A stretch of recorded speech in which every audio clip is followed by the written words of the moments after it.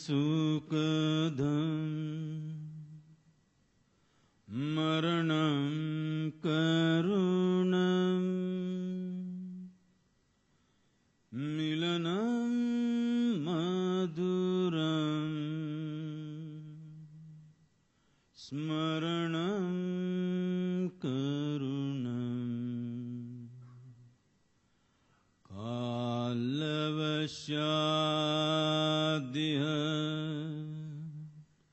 sakalam karunam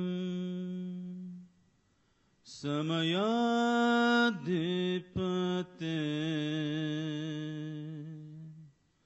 akilam karunam.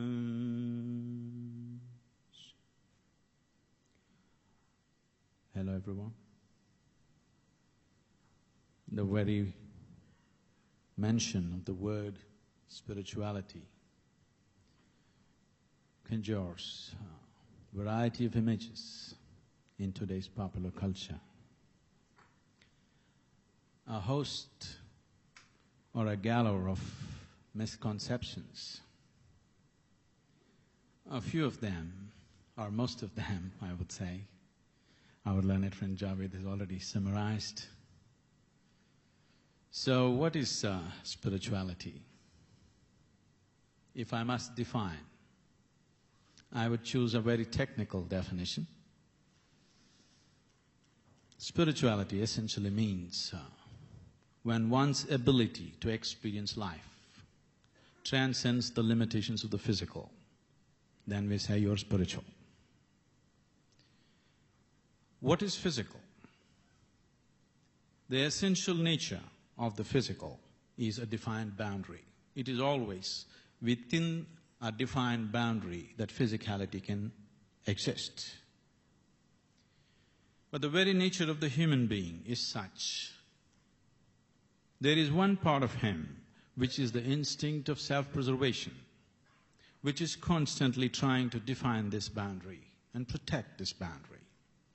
There's another dimension of the human being which is always longing to be something more than what he is right now. It doesn't matter who you are, how big you are, what you have become in your life, you are still longing to be something more than who you are right now. If you manage to conquer the whole planet, I'm sure you will look at the stars. So there is something within you which does not like boundaries. There is something within you constantly longing to become boundless. Boundlessness means the non-physical. The physical is only the cover. The core is a non-being or the non-physical. The basis of this being is a core non-being which is non-physical in nature, which is constantly trying to find expression in human life. With all kinds of pacifist philosophies, people have tried to quell this longing, somehow to put it to sleep, teaching you about contentment, teaching you not to be greedy, teaching you how to be content with what limitations you have been set into. But no matter what they have taught you, this longing to be something more than who you are has not stopped even in a single human being on this planet, because the longing to become boundless is eternally on.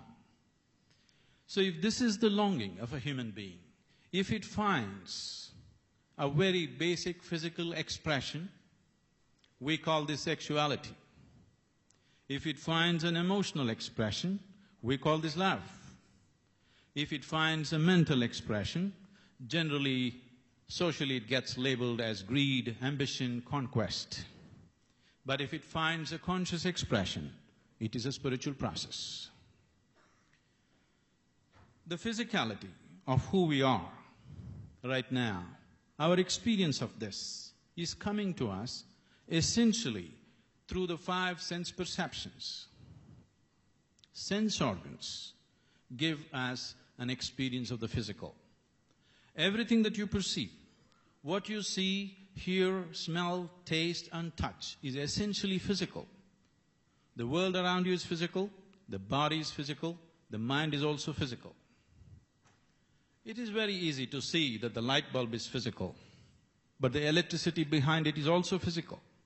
The light that it gives out is also physical. It is getting subtler, but still physical. So the body, the mind, and the world that you experience is essentially physical.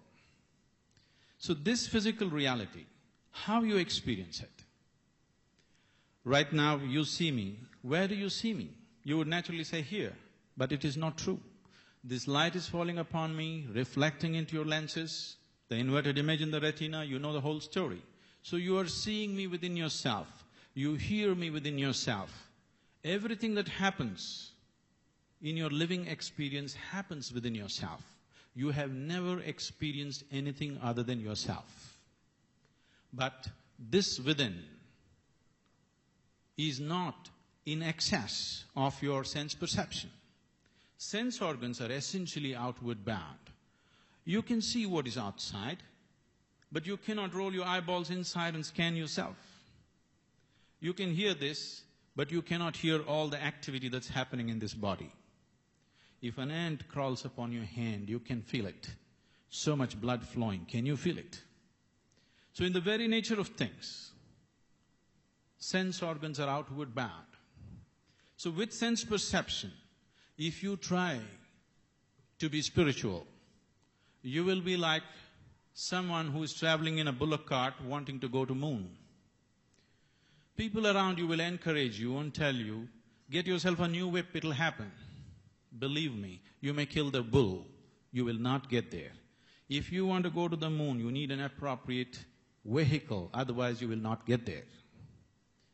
So this process of what we refer to as spiritual essentially happens when human intelligence recognizes, when human intelligence realizes that we are existing here without knowing the essential nature of who we are. When we realize that we are existing here without knowing the essential nature of our being here, then the longing and the seeking that arises within you is the spiritual process. When spiritual processes get organized over a period of time, they may become religions. What is the basic difference between a religion and a spiritual process? A religion essentially is coming from a set of belief systems. But a spiritual process is a seeking. When you believe something, when you are identified with a religion, you are referred to as a believer. And similarly, when you are on a spiritual path, you are referred to as a seeker. What is the basis of belief? What is the basis of seeking? Let's understand this, because these two things are so mixed up. Belief, what it means. Belief systems are of different kinds. They can be theistic or atheistic. One believes there is God, another believes there is no God. Whether you believe this or that, essentially both are believing something that they do not know. Essentially, belief system is coming from a basic problem that you are not sincere enough to admit that you do not know. I do not know is a tremendous possibility. If you destroy I do not know, you destroy all possibilities of knowing. I do not know is the basis of knowing. The moment you kill it with some kind of belief that is convenient for your social placement or your educational qualifications or whatever you're exposed to, then you're destroying all possibilities of knowing. These belief systems are arising because there is a certain convenience in this. The moment you believe something, you can go about with a certain level of confidence. Confidence without clarity is a disaster. What we need is clarity of life. What we need is clarity of perception as to how things are. The moment we have confidence without clarity, we are blundering idiots. We can see this happening all over the world. If I want to walk through this hall, if I have no clarity of vision, but I have great confidence. You know what I will do? I will be all over you. If I have clarity of vision, without touching a single person, I can pass through this hall. This is exactly what you're seeing in the world. Belief systems fire people up with a great sense of confidence. And this confidence without the necessary clarity is a huge disaster on this planet. We are continuously paying the price for this. And especially when leadership is made like this, the price is big. So what is the basis of seeking? If you want to seek something, first and foremost thing is you realize that you don't know. I do not know. When you see this, the longing to know arises, then the seeking follows. Then there is a possibility of knowing. There is a very beautiful story in the Buddhist lore. On a certain day, Gautama, the Buddha, was sitting in a large congregation of disciples. Early morning, before the sun has come up, a man came and stood in that corner in shadows. This man is a great devotee. He is a devotee of Rama. He's not just been to temples, he has built temples. His whole life he spent saying only Ram, Ram, Ram. He took God seriously. Not like you. You do everything that's important to your life by yourself and you keep God as an insurance. Just in case, if something goes wrong, I have also paid my premium. But this man took God seriously. He made it his life. Full-time God. He went Ram, Ram, Ram. Age is passing away, little doubt has come. Suppose there is no God. My whole life will go waste. He knows there is God, just a little doubt. So now there is an enlightened being here, he wants to confirm. So he came and stood in the shadows and asked this inevitable question, is there God? Gautama looked at him and gave a clear, emphatic no. This large group of disciples, one big relief, woof, because this struggle is going on in their mind all the time. Is there God? No God. Is there God? No God. Whenever they ask such questions, Gautama becomes silent. For the first time, he gave a clear answer, no God. The message spread. The enlightened one has declared, there is no God. Joy spread. Celebration happened. Just imagine the freedom. Nobody keeping accounts as to what you're doing to torture you in hell or reward you in heaven. Life is completely yours. Joy spread, celebrations happened through the day. Evening, another man came. This man is a Charvaka. Charvakas are out and out materialists. They don't believe anything other than what they see. This is the only country, this is the only culture where there are missionaries of God and missionaries of no God, both of them going about doing their work vehemently without any problem about their life being in danger. Even today in South India, it's a very active culture. Missionaries of no God are very, very active. Village to village, they go proving to people how there is no God. So this man is an expert Charvaka. It doesn't matter what kind of a believer you are. If you spend 10 minutes with him, he'll prove to you there is no God. For thousands of people, he proved there is no God. Age is passing away. Little doubt has come. Suppose there is God. When I go there, will he leave me? All these believers say that he has all kind of torture equipment up there. He wants to confirm. He knows there is no God. He can prove to you there is no God. Just a little doubt. So evening, after the sun has set, he came. He stood in the corner and asked the same inevitable question, is there God? Gautama looked at the man and said, yes. Once again, the disciples went into a turmoil. Morning he said, no God. They were all absolutely happy. Evening he says, there is God. What's the gain?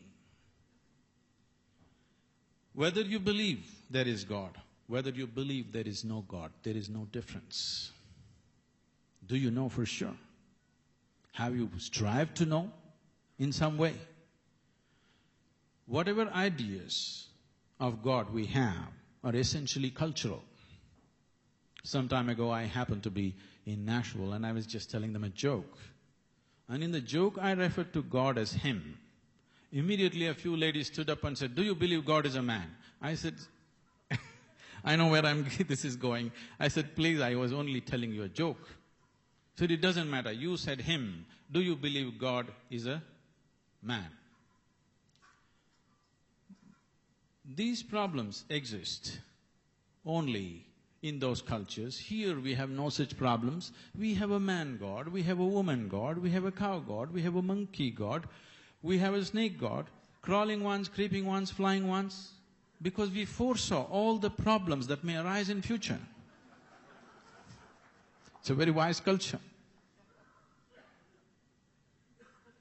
Now, the question is just this: how did we arrive at these belief systems?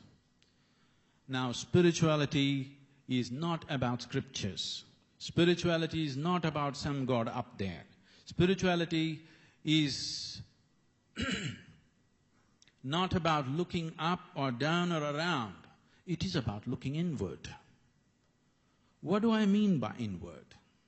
When I say inward, I am not talking about introspection, contemplation, nor dissection. Because all these things are limited to either body or to the mind. This body and mind, how did you get them? When you were born, you were so small. Now you have become as much as you have become. How? This is just an accumulation. An accumulation of breakfast, lunch and dinner. I'm just leaving out the snack and dessert out of politeness. This is just an accumulation of the food that we have eaten. This is just a heap of food. Or this is just a piece of earth right now prancing around like this. All this countless number of people who walked this planet before you and me came here. Where are they? Topsoil. This also will become topsoil unless somebody buries you real deep, fearing that you may rise from the dead. What you call as my mind is essentially a heap of impressions that you have gathered through the five senses. And these sense organs are not reliable. They have always told you seeing is believing, seeing is not believing. What you see as light, some other creature experiences it as darkness. What you see as darkness, some other creature sees it as light.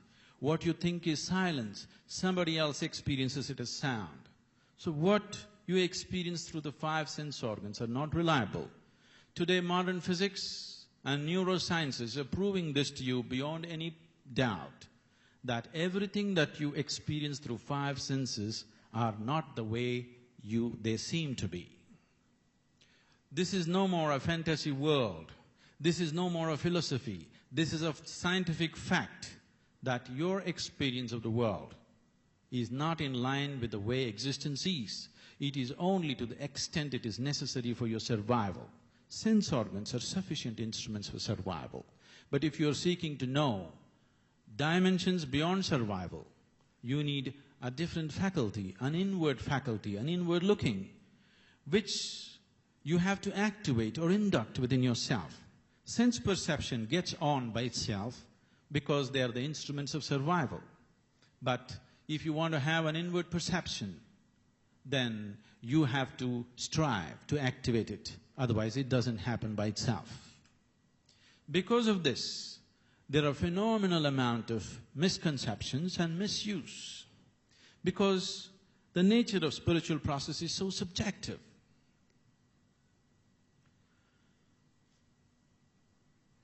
Leave other dimensions of the beyond. Something as simple as love. Any number of human beings have felt love in their heart. But can you define it? What is it? Is it chemistry? Is it attachment? Is it lust? Or is it just one big hoax? What is it? Only the one who experiences it will know it. others will not know it. So the subjective dimensions of life cannot be known by logical dissection. Your logical intellect is not instrument enough, not capable enough to perceive the non-physical dimensions of life. And assuming that whatever is not in my knowing or in my experience cannot exist is the crown of ignorance. The basic thing that has happened to this world is just this. Because people are unwilling to see that they do not know, they jump into convenient belief systems. One thing that is happening is, wherever you go, people are going on saying that you are made in the image of God. This one idea has turned humanity into a bunch of vandals. If you saw you are like any other life, a worm and an insect and a bird and an animal has as much life as you have. They have their own whole life going for themselves. Just because we have a higher capability of managing things, somewhere we believe that we are in the image of the Creator. This has rendered humanity into a bunch of vandals. If only we saw we are just one more life on this planet, we would have walked gently. We wouldn't have walked so violently upon this planet. Today we have become this way. It doesn't matter what is given to us. We are capable of turning every boon into your curse.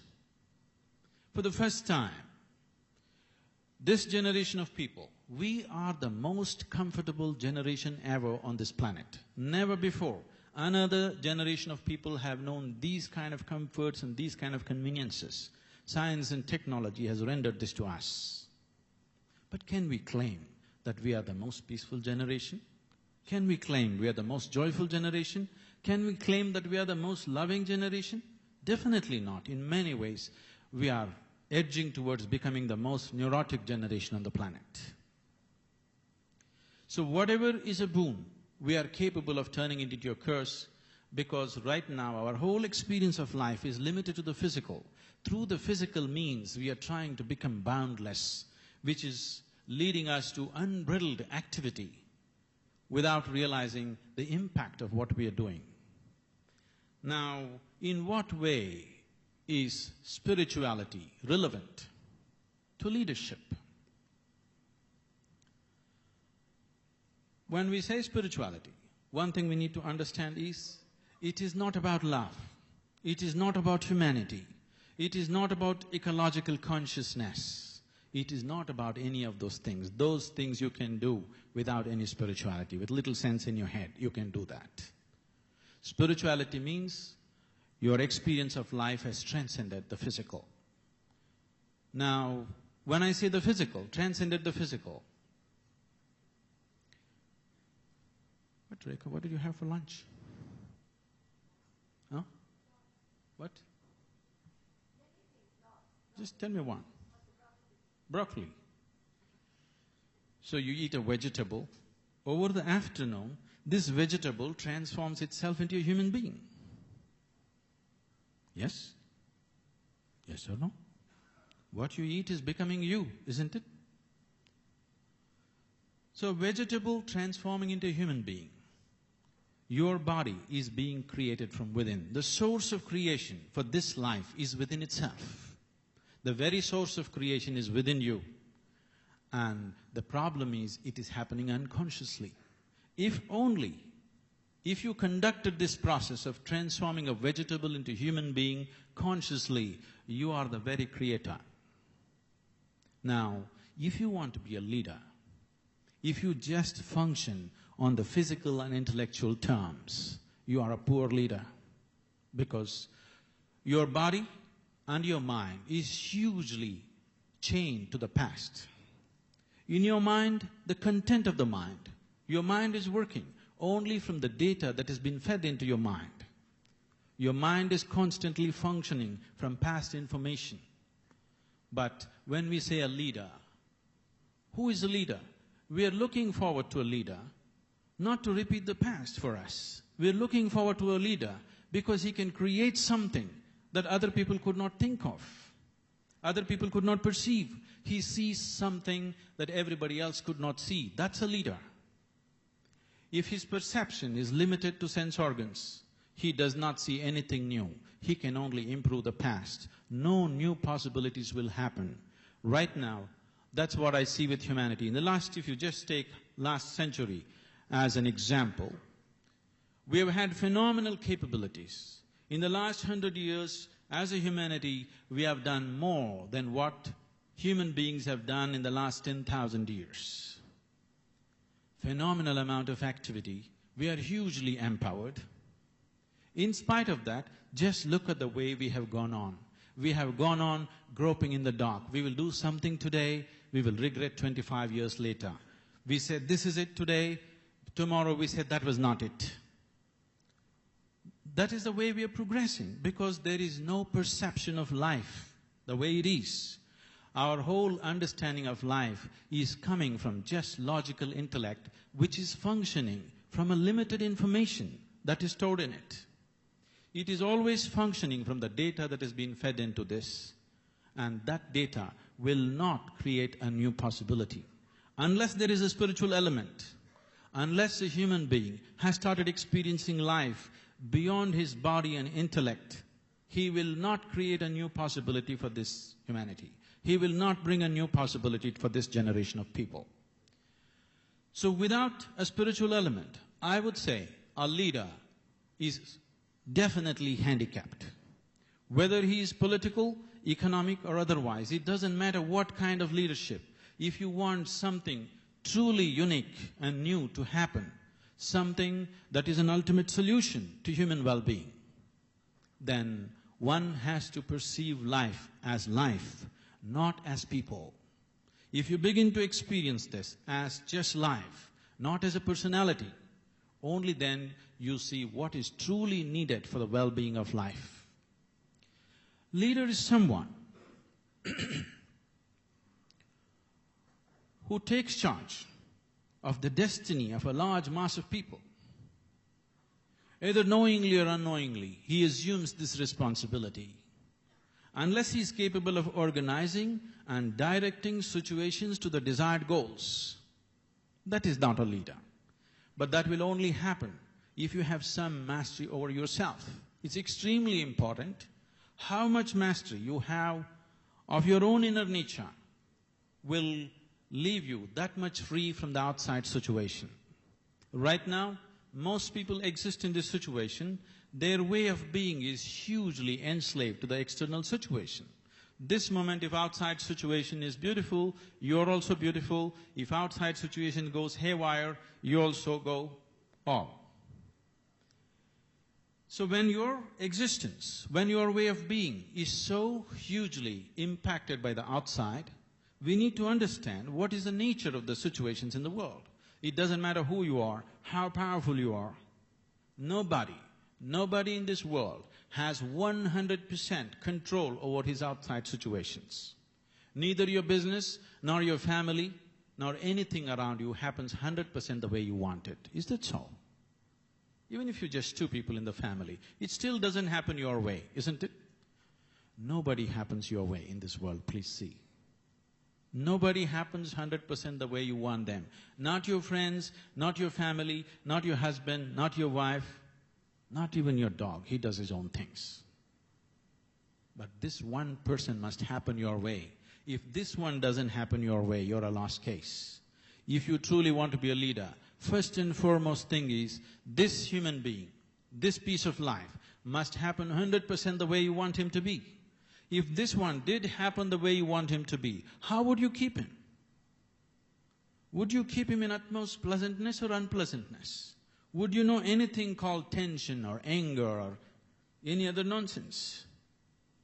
The reason why people are going through all these things is not a question of morality, not a question of values and ethics. It is simply because the fundamental faculties within them, their own body, their own mind, their own emotions and their own energies does not take instructions from them.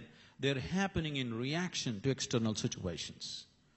Is there such a possibility that one can be in such a way that whatever the outside situation, inside is free from that. Yes.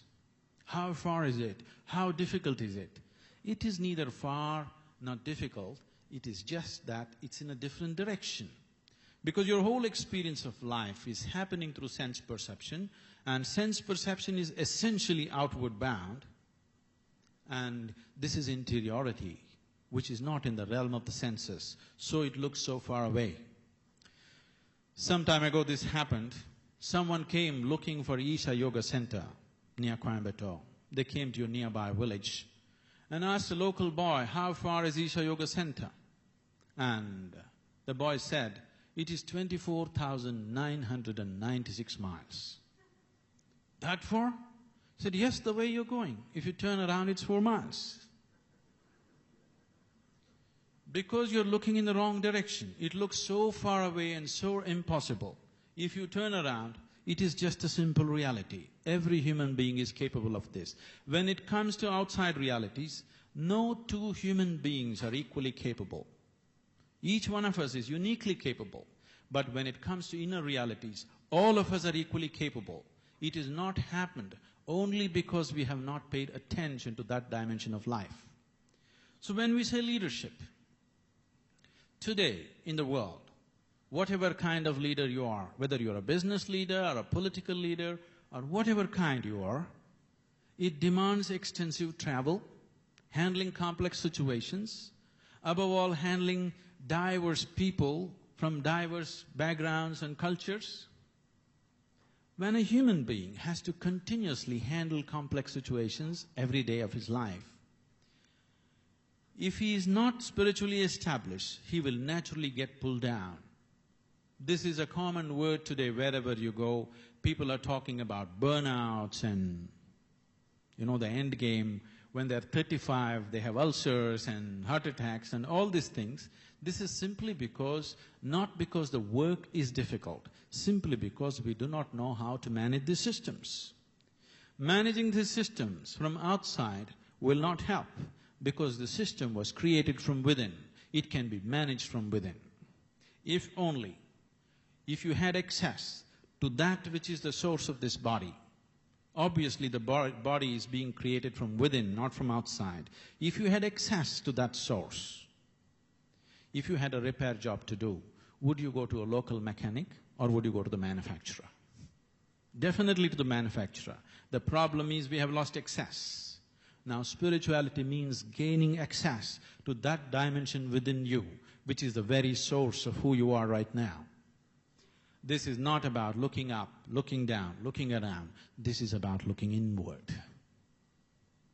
Now, right now we are trying to handle human well-being and well-being of the nations and societies in a very ad hoc way. Even today, leadership in the world, even people who are leading nations, are looking for guidance by looking into the teacup or looking at the planets and stars. When you create well-being by chance, you will naturally live in anxiety. Now, by looking into the teacup or the arrangement of the tea leaves, you get confidence. By looking at the alignment of the planet, you get confidence. You get courage. By believing that God is with you, you get courage. Courage, confidence, faith. Let's look at this. You want to cross a busy highway where traffic is moving at a certain speed.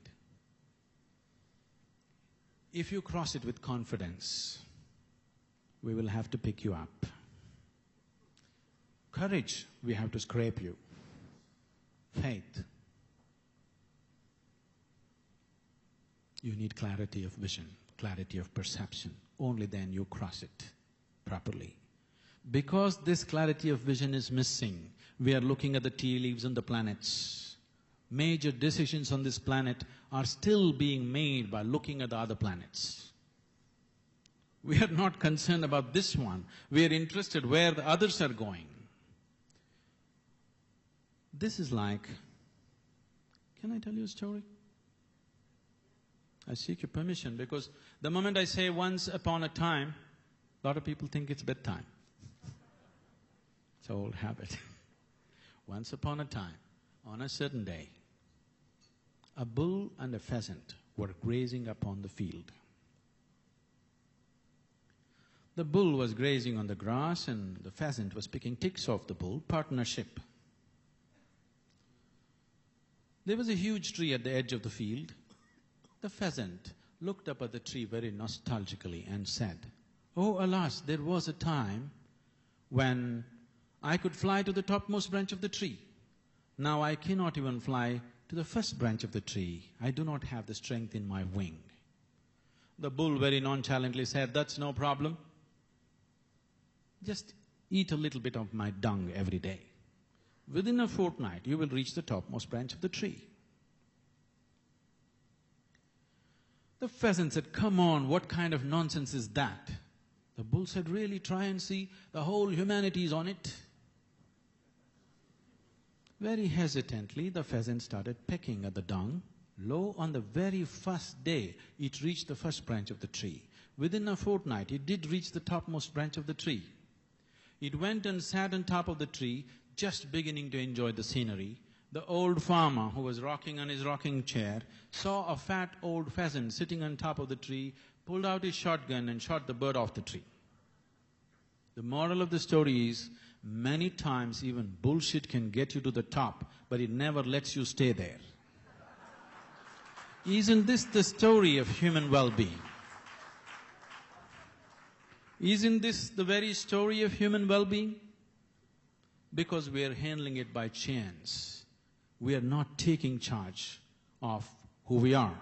We are not taking charge of the basic source of creation within ourselves. We have lost access to that. This culture, the very basis of this culture, is steeped in these technologies for inner well-being. If we do not use this, we will once again go to the same thing. We may fix the outside.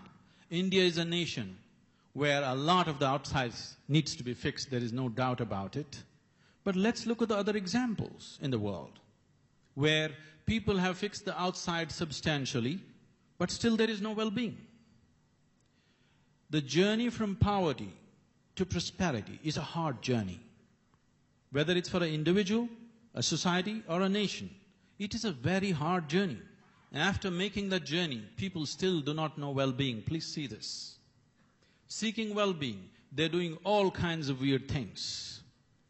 So it's extremely important at this juncture, where we are on a threshold of economic prosperity, where we have the capability right now for the first time in many generations, where we can move a large mass of people from one level of living to another. 50 years ago, even if they had dreamed of it, they couldn't have done it. For the first time, we have such an opportunity. I really fear that the way we are handling many things, we may goof it, or we may postpone it to the next generation rather than making it happen now. In the next 10 years, what kind of leadership will decide what we will do with this? A leadership which is bereft of any spiritual content, bereft of perception beyond the limitations of logical intellect and the physicality, cannot manage a situation like this with absolute clarity. It will manage by chance. By chance, anything may happen. Even quantum mechanics says, if you try to go through this wall 1 billion times, there is a chance that you may actually pass through the wall. But before that, you may have a cracked skull. By chance, anything can happen. But if we are doing things by chance, we are a tragedy, or we are a potential tragedy, because any time we can fall. So spiritual process is not about going to the temple, mosque, or church. This is about enhancing your perception about this piece of life, knowing this piece of life from its origin to its ultimate. What you perceive is all you know. Rest is imagination. If we want to move from being a psychological being to an existential being, Because what you do in your mind is not reality. You can do whatever you want. Right now you can imagine that you're in heaven, but you will fall in no time. What you do with life is the most important thing. What you do or your ability to access the source of life will empower you to handle the process of life in an absolutely clear way, without dithering about it, without groping in the dark. One can handle their life. This culture, which is steeped in these technologies for inner well-being, is something that we must make use of. No other land, no other culture has seen as much work towards human consciousness as this culture has. The best acknowledgement for this came from outside the country. Mark Twain, one of the greatest intellects of the previous century, when he came to India and traveled the breadth and length of the country, when he was leaving, he said, anything that can ever be done, either by man or God, has been done in this land. These technologies, I invite all of you to make use of this so that we and the future generations here can know the exuberance of human existence. Thank you very much. When I was invited to be here, I was phoned by Mohini, and she said, please be controversial. In India, we love controversy. I said, in England, we only like consensus. And she said, but we have tried to reach consensus in India and we give up. We decide to celebrate the controversy. So I will be a little bit controversial.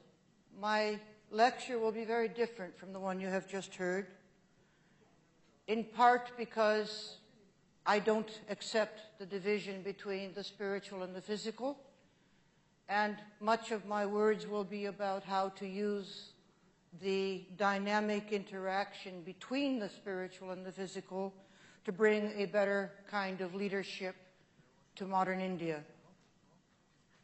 In the last century, we broke the sound barrier. The challenge of this century is to break the thought barrier.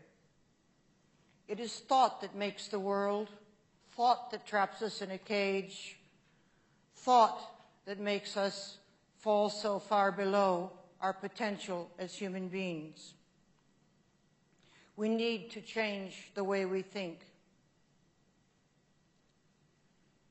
There are things about Indian spirituality that my co-speaker did not mention that go with this division of the spiritual and the physical. Things that bother me. When I was in Calcutta about 10 years ago, I was out walking on the streets, and I saw an infant about 7 months old, naked, dirty, alone, crawling on the streets. No mother in sight, no father in sight, no home in sight. This little bundle of humanity, this little bundle of life, was simply struggling to be. It disturbed me very deeply. I was here to attend a seminar on management by values at the Indian Institute of Management in Calcutta. And as a guest speaker for this seminar, I knew the professor very well, and I said to him, after seeing this child on the street, how can you live with this? How can you talk about holiness and spirituality and the sacred when this child is living on the streets like this?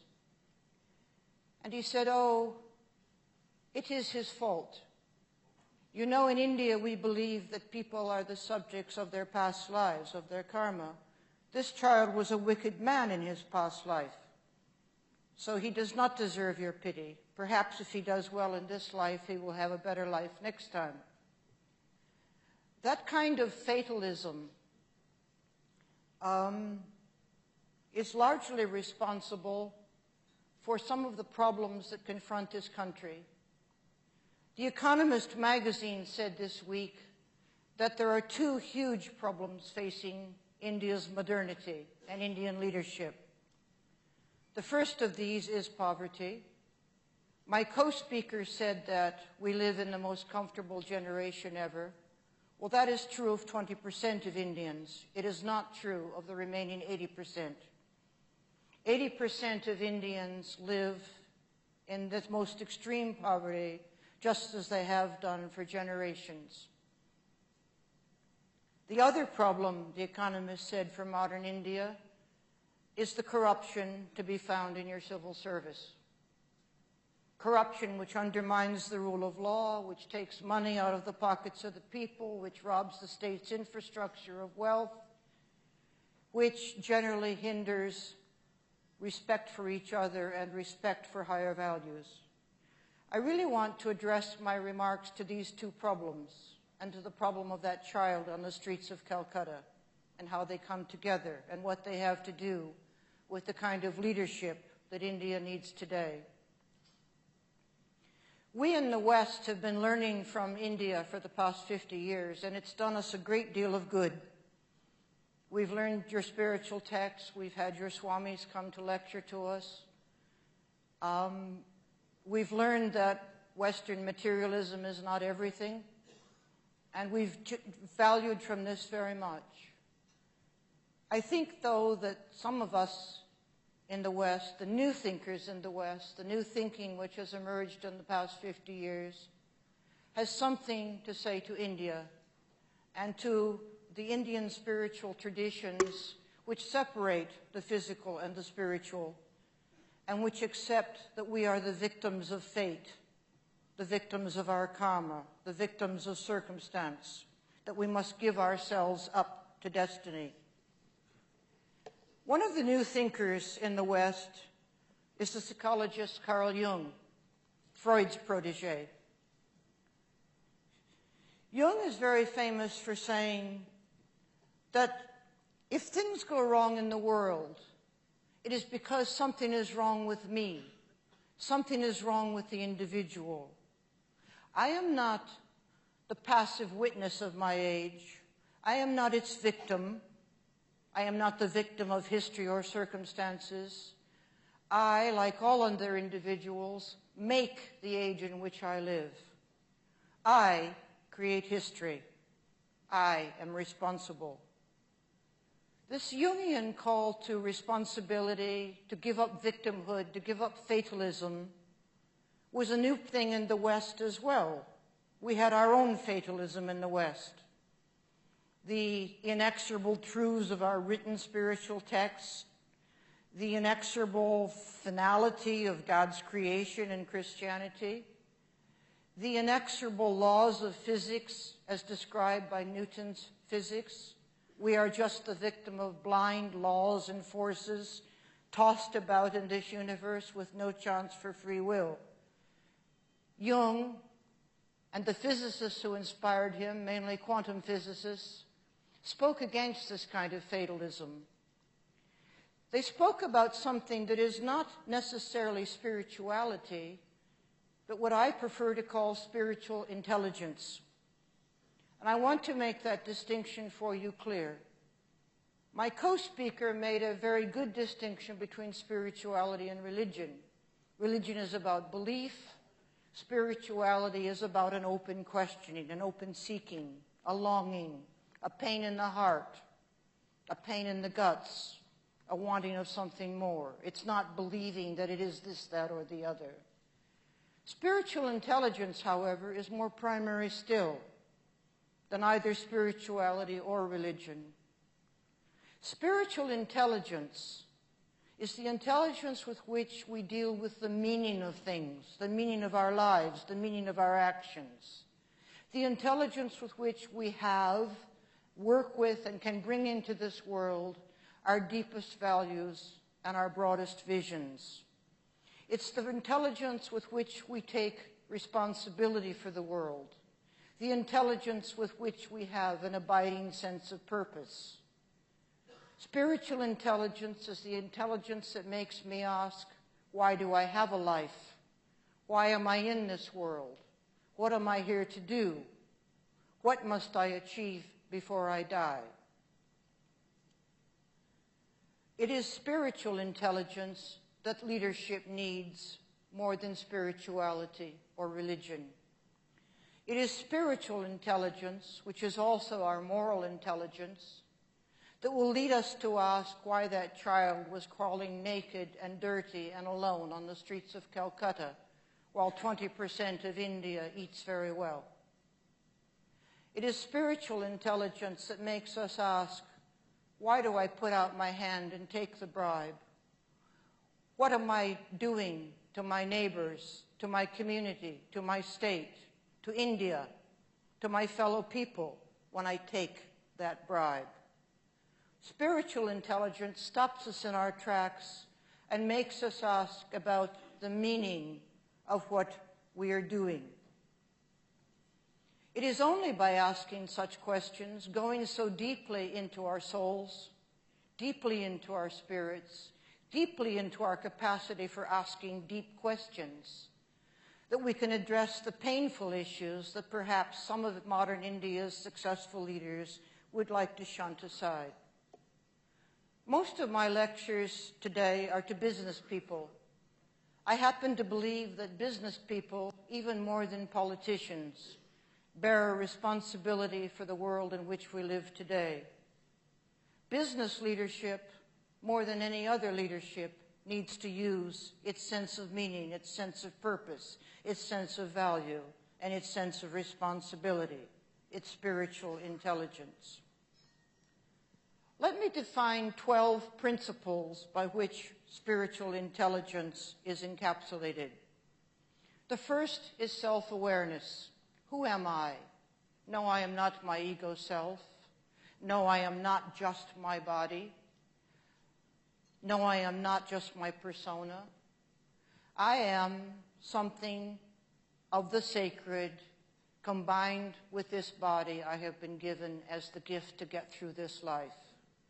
I am someone empowered by my spirit and my body to act in this world. I am someone called to make my life meaningful. The second principle is spontaneity. Acting in the moment with the judgment of the moment, the knowledge of the moment, the perception of the moment. Not acting with all the baggage of religion and tradition and history and parental teaching and school teaching and cultural assumptions. Not acting with prejudice, acting in the moment. This namaste that you say to each other, it means I greet the God within you. When you say namaste to each other, you are saying, I don't see your skin. I don't see your caste. I don't see your religion. I see the sacred within you, and I greet that in this moment. The same with problems. When you greet problems with spontaneity, you don't say, oh, this is how we always solved them in the past, so that will work now.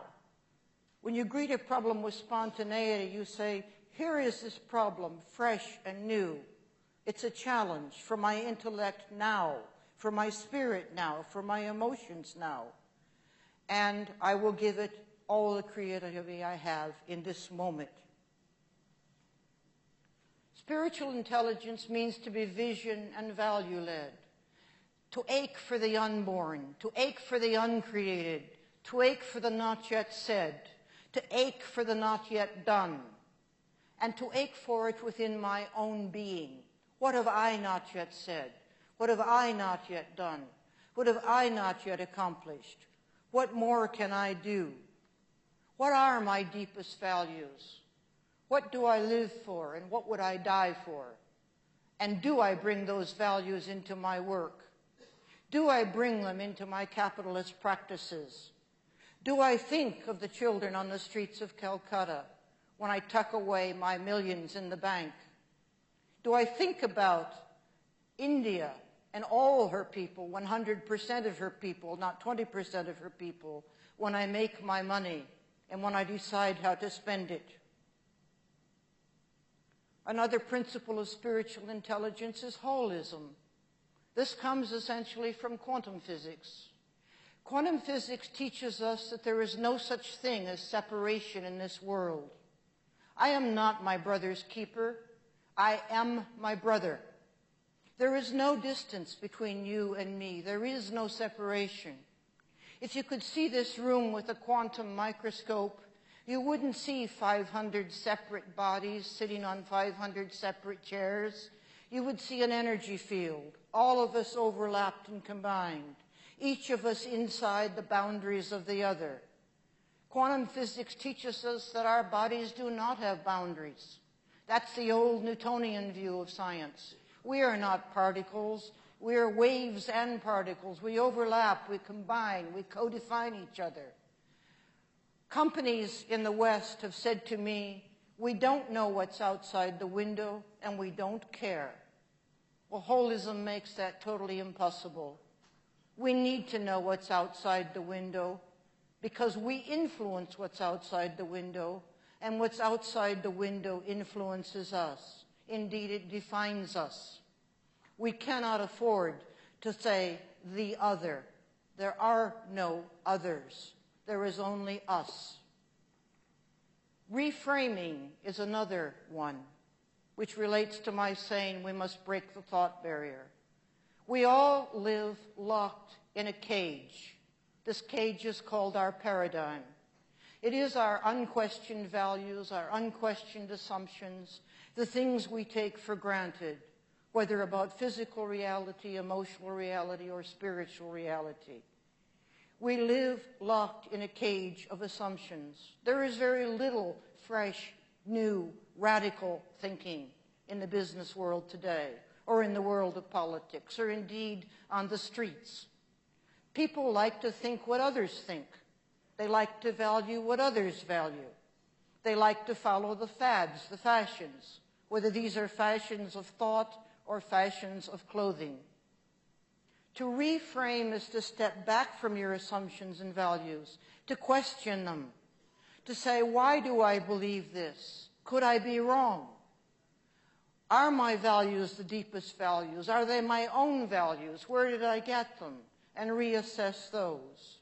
Reframing is to live at the edge of the paradigm, where I can see the cage I was in, and that there's another reality out there that doesn't live in a cage. The physicist Michio Kaku wrote a bit in his book, well, I can't think of the title of the book now, but one of his books he wrote about a fishbowl, comparing us to the fish who live in the fishbowl. And the fish are all swimming around in this bowl, and they take for granted that that is the world. They don't even know what it's made of. This is just the world. This is reality. But then one day, as fish sometimes do, one of the fish jumps out of the bowl, and he looks down, and he says, my God, I've been living in a small bowl, and that bowl is full of water. And it's only one piece of the world. There's all this out here. And he flops back into his fishbowl, and he tries to tell his fellow fish, did you know that the world is bigger than we thought it was? Did you know we live in a little bowl and it's full of water? And the other fish reacted like we human beings react when a new thinker does come along. They said, are you crazy?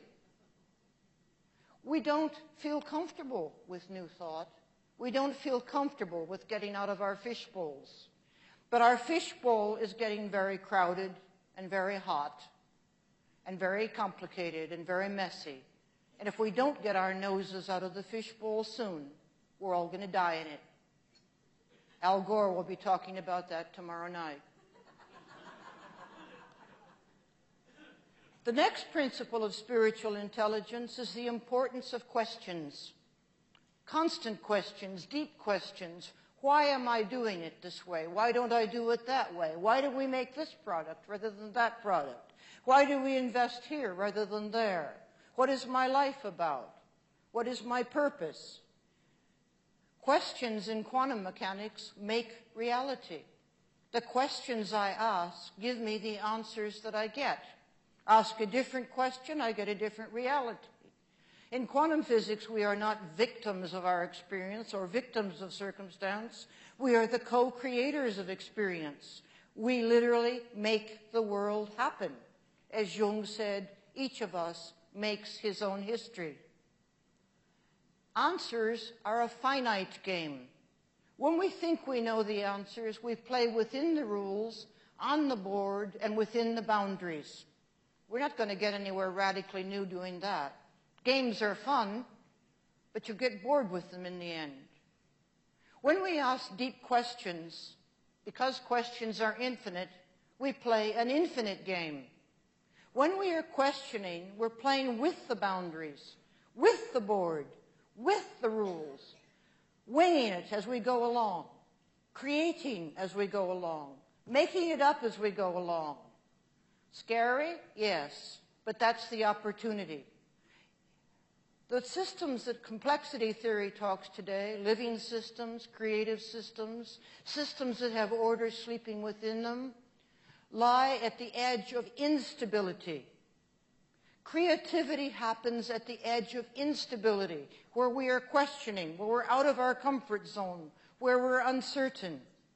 It's only when we walk those paths with our deep questions that we can become creative leaders who make the world, rather than just playing on the board we've been given.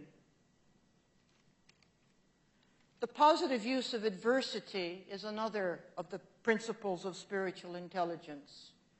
Making good out of what seems bad. Winning something out of losing something. Gaining from our mistakes, learning from them. Because of being wiser, because of the troubles and suffering that we endure. Not giving in to fate. Never saying, this just happened to me. This is my karma. But this happened to me. What can I make of it? What can I do with it? How can it make me stronger? The philosopher Nietzsche said, that which does not kill me makes me stronger. Thank God for adversity. Thank God for mistakes. Thank God for suffering and setbacks. They make us stronger. They make us wiser. They make us better able to create something new. The celebration of diversity is another. I know that India prides herself on celebrating diversity. That's what Mohini's comment about being controversial meant. But how deeply does India take her diversity? Does it include those who are supposed to be untouchable? Does it include those of other religious traditions? Does it include those who say unpopular things? The celebration of diversity is one of the greatest ways to lead a spiritual life, certainly a spiritually intelligent life. The person who is like me, who says what I say, who believes what I believe, has nothing to teach me. All he or she can do is ratify my own prejudices, make me feel comfortable about myself. The man or woman who disagrees with me, who takes me into my discomfort zone, who makes me feel uncertain, who makes me walk at the edge, that man or woman is helping me literally to rewire my brain, giving me new neural connections in my brain with which I can deal with a further reality. Diversity is the stuff of life. Biological systems thrive on it, and so do we. To be field independent is another quality. That means to stand against the crowd, not to be a man or woman who follows the passions, who follows the fads, who thinks what others think. The person who's willing to stand up and be unpopular if necessary, to stand outside the group and say, no, you're wrong, and I'll fight for this. Leaders have always had to be field independent. Great leaders are always unpopular. They're beloved in history. You can't say a bad word about Mahatma Gandhi today, can you? He was a saint. In his time, people didn't say that. They railed against him. He was assassinated. Great leaders are seldom fully appreciated in their time. The crowds are against them because they stand against the crowd. But a spiritually intelligent leader has the courage to do that. However, that goes with the next quality of spiritual intelligence, humility. An arrogant person who thinks I'm always right, I'm blessed by God with such wisdom, I just know it all, is going to take his field independence into the realm of fanaticism and dictatorship. You must be humble. You must always question yourself. You must always say, I could be wrong. You must take yourself into the dark night of the soul and say to yourself, examine myself, question myself, undermine myself, and only then do you have the right and the duty to stand up against the crowd and say, yes, by God, I'm right, and I'm going to lead this way. Compassion is another quality of spiritual intelligence. Compassion is not pity.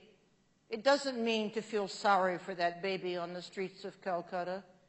Compassion is to feel with, to walk in my neighbor's moccasins, to walk in my neighbor's skin, to be inside my neighbor's being, to feel what it feels like to be alone and dirty and homeless and hungry, and to feel my own bellyache, to feel my own sense of terror and lostness. It means to feel the joy, the sadness, the terror of the other as though it is of myself.